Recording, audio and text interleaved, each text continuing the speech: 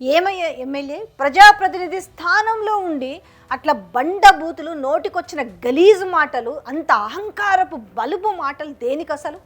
ఇది నేనే కాదు, ప్రజలు కూడా ఈరోజు యావత్తు. ఎందుకనంటే ఒక జూనియర్ ఎన్టీఆర్ గురించి ఆయన ఎందులో ఇన్వాల్వ్ కాలేదు, వీళ్ళని వాళ్ళని వెనకొచ్చే ప్రసక్తి లేదు. ఎక్కడ కూడా ఆయన మాకు తెలిసి ఎక్కడ లోకేష్ని కానీ చంద్రబాబు నాయుడు కానీ ఎక్కడ కూడా వ్యతిరేకించింది కానీ ఎక్కడ కూడా మాట్లాడింది కానీ ఎక్కడ కూడా ఆయన సన్నిహితులతో చర్చించింది కూడా లేదు. కానీ ఏమి ఉలికొచ్చిందని చెప్పేసి నేను సినిమా ఆడనివ్వను. ఏమి నువ్వు ఎమ్మెల్యే అయితే ఏంటి?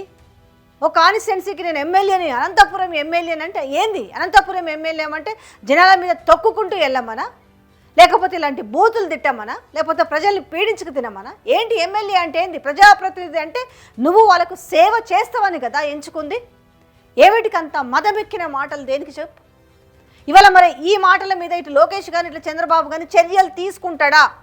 గతంలోనే ఇట్లా భువనేశ్వర్ గురించి మాట్లాడారని చెప్పేసి యావత్ సమాజం చీత్కరించింది. సో వాళ్ళని తీసుకెళ్ళి ప్రజలు ఎక్కడ కూర్చోబెట్టిరో మర్చిపోలేదు కదా. ఏ పార్టీ వాళ్ళైనా సరే ఇలా బూతులు మాట్లాడితే ఎంకరేజ్ చేయడం అవసరమా? ఈడ ఆడని కాదు, తెలుగు ప్రాంతమైన ఏ ప్రాంతమైనా ఎవరినైనా ఇట్లా కించపరుచుకుంటూ మహిళల్ని, అంటే ఇక్కడ మీరు మాట్లాడే ఒక బూతు మాట ఇమ్మీడియట్లీ దాని ఎఫెక్ట్ ఒక మహిళ పైన ఉంటుంది కదా. ఆ మాత్రం సోయి లేకుండా ఉంటుందా?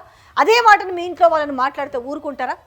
ఇప్పుడు నాది కాదు ఆ వాయిస్ అని చల్లగా చావు కబురు చెప్పి నాటకాలు ఆడుతూ వచ్చి మళ్ళీ ఒక వీడియో రిలీజ్ చేసిరు కదా.